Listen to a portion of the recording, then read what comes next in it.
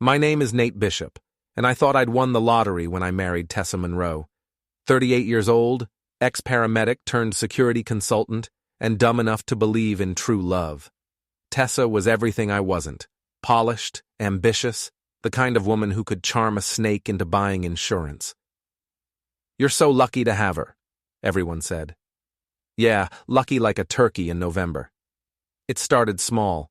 The late nights at client meetings, the new gym membership she never used but somehow always came home sweaty from, her phone buzzing at midnight with work emergencies that required immediate attention in the bathroom. "Babe, you're being paranoid," she'd purr, running her manicured fingers through my hair. "I'm building my career. HR executives work crazy hours." I wanted to believe her. God, I wanted to believe her so badly that I ignored the hotel receipt I found in her gym bag. R&T, executive suite, $347. When I asked about it, she laughed. "That's from the company retreat, dummy. Remember, I told you about it last month." Except the date was from last Tuesday, and she'd been home Tuesday night, complaining about her boring day at the office. The real wake-up call came at her friend Katrina's bachelorette party. Picture this. Upscale Boston bar, 20 drunk women in their 30s, and enough champagne to float a yacht. I was the designated driver, sitting in the corner like a piece of furniture. That's when Tessa, 3 sheets to the wind, grabbed the microphone from the karaoke machine.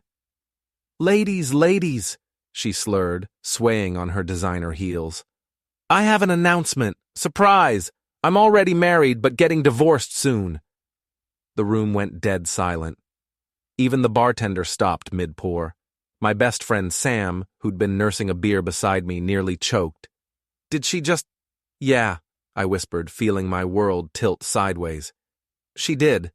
Tessa giggled, oblivious to the shocked faces around her. "Don't worry, girls. It'll all work out. Rick promised." Rick, not me. Rick. Before we dive deeper into this story, I have one small request. Please subscribe, drop a like, comment, and hit that hype button to boost this channel so more people can discover these incredible Reddit stories. I didn't have to wait long to meet the famous Rick. 2 days later, I followed Tessa to Riccardi's auto shop on the south side of town. High-end place, the kind where they charge you $300 to change your air freshener. Through the window, I watched my wife of 3 years wrap her arms around a guy who looked like he bench-pressed motorcycles for fun. Thick arms, gold chains, the works. Real class act.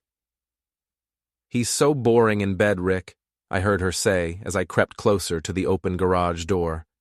"You have no idea how vanilla he is. No imagination whatsoever." Rick laughed, a sound like gravel in a blender. "Don't worry, babe. Once the divorce goes through, you won't have to fake it anymore. The divorce lawyer says it'll be easy. Katrina's handling everything. We'll claim emotional abuse, maybe throw in some financial manipulation. Nate's too nice to fight back." Too nice. Right. I'd heard enough. Time to introduce myself. "Excuse me," I called out, stepping into the garage. "I'm looking for Rick Riccardi." The guy straightened up, wiping his hands on a greasy rag. Tessa went white as a sheet. "That's me. You need work done on your car?" "Actually," I said, pulling out my phone and showing him a photo, "I need work done on this relationship. See, that's my wife you were just discussing divorce strategies with." Rick's face cycled through several expressions: surprise, anger, then something that might have been respect. Well, shit. "Nate!" Tessa stepped between us. "This isn't what it looks like." "Really? Because it looks like you're planning to divorce me while sleeping with Grease Monkey here." Rick puffed up like a rooster. "Hey, watch your mouth, pal." "Or what? You'll charge me for an oil change?" That's when I noticed Rick's pride and joy, a pristine 1967 Porsche 911, cherry red, probably worth more than my house. It was parked on a slight incline, held in place by a single wheel chock. "Nice car," I said, walking over to admire it. "Real beauty. Be a shame if something happened to it." "Don't even think about it," Rick warned. I smiled and kicked the wheel chock aside. Physics did the rest. The Porsche rolled backward with surprising grace, picking up speed as it headed toward the open dumpster behind the garage. The sound it made when it hit, metal on metal, glass shattering, Rick screaming, was pure poetry. "Oops," I said. "Guess that chalk wasn't secured properly. You might want to look into better safety protocols." Rick lunged at me, but I'd been expecting it. 3 years as a paramedic teaches you to anticipate sudden movements. I sidestepped, and he crashed into a tool cart instead. "Touch my wife again," I told him as he struggled to get up. "And next time, I won't be so gentle." Tessa was crying now, mascara running down her cheeks. "Nate, please, let me explain." "Explain what? How you've been lying to me for months? How you're planning to destroy my reputation with fake abuse claims?" "Save it, Tess. I've heard enough." I walked away, leaving them with the wreckage, but as I reached my car, my phone buzzed with a message from an unknown number. "She did this to me too. You want payback? Call me. Eddie." Eddie. Who the hell was Eddie? The diner where Eddie wanted to meet looked like it hadn't been updated since the Carter administration. Cracked vinyl booths, coffee that could strip paint, and a waitress who called everyone Han, whether they liked it or not. Eddie turned out to be a thin guy in his 40s, wearing a teacher's uniform of khakis and a button-down shirt. He had the look of someone who'd been through a meat grinder and lived to tell about it. "You must be Nate," he said, standing to shake my hand. "Eddie Patterson, Tessa's second husband." "Second?" I sat down hard. "How many has she had?" "4, counting you. Maybe 5 by now." Eddie signaled the waitress for coffee. "She's got a system. Marry them, clean them out, move on. I lost my house, my savings, even my dog." "She took your dog?" "Said it was traumatized by my violent outbursts." I never raised my voice above a whisper in my life. Before I could respond, 2 more men walked into the diner. One was a burly contractor type with calloused hands and paint-stained jeans. The other looked like he spent his days debugging code and his nights playing video games. "Mark and Ben," Eddie explained. "Husbands 3 and 1, respectively." Mark slid into the booth beside Eddie. "So you're the latest victim. How'd you find out?" I told them about the bachelorette party confession and the garage incident. Ben whistled low. "You destroyed Rick's car? Damn, I wish I'd thought of that." "She cleaned me out for 60 grand, Mark said bitterly. "Claimed I was abusive, got a restraining order, then sold everything while I was locked out of my own house." "Same here," Ben added. "Except, she also destroyed my credit and got me fired from my job. Told my boss I was stalking her." Eddie leaned forward. "Here's the thing, Nate. She's got a whole support network. Her friend Katrina's a divorce lawyer who specializes in screwing over husbands. Lana works at that upscale bar where she meets her marks. They've got this down to a science. So what do you want to do about it?" The 3 men exchanged looks. Mark cracked his knuckles. "We want to give her a taste of her own medicine. Public humiliation, reputation destruction, the works. But we need someone on the inside. Someone she trusts." "She doesn't trust me anymore, not after the garage." "Maybe not," Eddie said, "but she still thinks you're too nice to fight back. That's your advantage." Ben pulled out a tablet and showed me a complex flowchart. "We've been tracking her pattern for months. She's got at least 2 other guys on the hook right now, plus Rick. She's planning something big." "Like what?" "We think she's going to fake her own death," Mark said quietly. "Life insurance fraud. She's been taking out policies on all her husbands, past and present." The coffee suddenly tasted like ash in my mouth. "You're kidding." "Dead serious. No pun intended." That's when my phone rang. It was Sam. "Nate, you need to get home. Now. There are FBI agents at your door." Agent Klein looked exactly like Central Casting would order for generic FBI agent number 3. Dark suit, serious expression, the kind of handshake that could crack walnuts. "Mr. Bishop, we need to talk about your wife."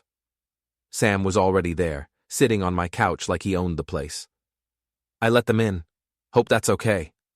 "Depends on what they want to talk about." Klein opened a briefcase and pulled out a thick file. Tessa Monroe has been on our radar for some time. Wire fraud, identity theft, bigamy. She's quite the entrepreneur. Bigamy? She's currently married to 3 different men in 3 different states. You're number 4, but your marriage isn't legal since she never divorced husband number 2. I sat down before my legs could give out. Eddie. You know Mr. Patterson? We just met, along with Mark and Ben. Klein's eyebrows went up. The ex-husband's club? Interesting. What did you discuss? I told him everything. The revenge plan, the life insurance theory, even the Porsche incident. Klein took notes, occasionally asking clarifying questions. Here's the thing, Mr. Bishop. We've been trying to build a case against Mrs. Monroe for 2 years. But she's careful, and her victims usually don't want to press charges. Why not? Embarrassment, shame, the same reasons you probably haven't told your friends about this yet. He was right. I'd been keeping it to myself, too humiliated to admit I'd been played. But if you and the other husbands were willing to cooperate, Klein continued, we might be able to put her away for a long time. What would we have to do? Klein smiled for the first time since he'd arrived. Exactly what you were already planning. Give her enough rope to hang herself. 2 weeks later, everything came together at Tessa's surprise bachelorette party. She was engaged again, to some poor sucker named Dave who thought he was getting a virgin bride. The party was at the same upscale bar where she'd made her drunken confession, but this time we were ready. I arrived early with Sam, Eddie, Mark, and Ben. Agent Klein was there too, disguised as a bartender. The plan was simple. Let Tessa dig her own grave while we recorded everything. Remember, Eddie whispered as we took our positions around the bar, she has to incriminate herself. We can't lead her into it. What if she doesn't take the bait? Trust me, Mark said grimly. She can't help herself. Bragging is part of her DNA. The bachelorette party started at 8. By 9, Tessa was already 3 sheets to the wind and holding court at the center table. Her friends, Katrina the lawyer, Lana the bartender, and a few other enablers, were hanging on her every word. I can't believe you're getting married again so soon, one of them said. Tessa laughed, the sound like breaking glass. Honey, when you're good at something, why wait? Besides, Dave's loaded. Tech executive, big house in Newton, no prenup. What about Nate? What about him? The divorce will be final next month. Katrina's handling everything. Katrina raised her glass. To another successful extraction. They all laughed. My hands clenched into fists, but Eddie put a restraining hand on my arm. Wait, he whispered. That's when Rick showed up. He looked different, cleaner, wearing an actual shirt instead of a grease-stained wife-beater. But his face was thunderous as he approached Tessa's table. We need to talk, he said loudly enough for half the bar to hear. Tessa's smile faltered. Rick, not here, not now. Yes, here. Yes, now. He grabbed her arm and pulled her to her feet. You said you were done with him. You said you were mine. I am. I will be. After the divorce. Bullshit. I saw the engagement announcement in the paper. Dave Morrison, tech executive. Ring any bells? The bar was getting quieter as other patrons turned to watch the drama unfold. This was better than cable. Rick, please, you're making a scene. I'm making a scene? I'm making a scene? Rick's voice rose to a shout. Lady, you destroyed my car. Your psycho husband cost me 20 grand in repairs. Ex-husband, Tessa corrected automatically. Not according to the marriage license I found in your purse. That's when things got interesting. Dave, the new fiancé, had apparently been listening from the bar. He walked over, all 6 feet and 200 pounds of confused tech executive. Tessa? What's he talking about? What marriage license? Tessa looked like a deer in headlights. Dave, sweetie, I can explain. Can you explain this? Eddie stood up, holding his own marriage certificate. Because I'd love to hear it too, seeing as how we're still legally married. Mark and Ben flanked him, each holding their own documents. The color drained from Tessa's face. Or this, I said, stepping forward with my marriage license. Funny thing about bigamy, Tess, it's actually illegal. The bar erupted in chaos. Tessa's friends scattered like cockroaches when the lights come on. Dave stormed out, calling her names that would make a sailor blush. Rick started threatening everyone in sight until Sam, all 6'4" of ex-cop muscle, suggested he might want to leave. But Tessa wasn't done. Cornered animals are dangerous, and she'd been cornered by 4 angry ex-husbands and a crowd of witnesses. "You bastards!" she screamed. "You planned this. You set me up." "We didn't have to set you up," Eddie said calmly. "We just had to let you be yourself." That's when she pulled out her phone and started recording. "Help me! Someone help me! These men are threatening me! They're going to hurt me!" It was a desperate play, but it might have worked if Agent Klein hadn't chosen that moment to step out from behind the bar, badge in hand. "Tessa Monroe, you're under arrest for wire fraud, identity theft, bigamy, and conspiracy to commit insurance fraud." The cuffs went on with a satisfying click. As Klein read her rights, Tessa looked around the bar with pure hatred in her eyes. "This isn't over," she hissed at me. "I'll destroy you, all of you." "Actually," I said, pulling out my phone and showing her the recording app, "it is over. Everything you said tonight, recorded. Everything your friends said, recorded. Even your little performance just now, recorded." Klein led her toward the door, but I wasn't done. "Oh, and Tess, that life insurance policy you took out on me, the one where you're the beneficiary, I changed it yesterday. Everything goes to the animal shelter now. Figured they could use the money to help other strays." Her scream of rage followed us out into the night. 6 months later, Tessa pled guilty to multiple felony charges and got 5 to 10 in federal prison. Her accomplices, Katrina and Lana, lost their professional licenses and faced their own criminal charges. Rick? Last I heard, he was working at a Jiffy Lube in New Hampshire, still paying off the repairs to his Porsche. Dave, the tech executive, sent me a thank you card and a bottle of expensive whiskey. The 4 of us, Eddie, Mark, Ben, and me, stayed in touch. We even started a support group for victims of marriage fraud. Turns out there are more of us than you'd think.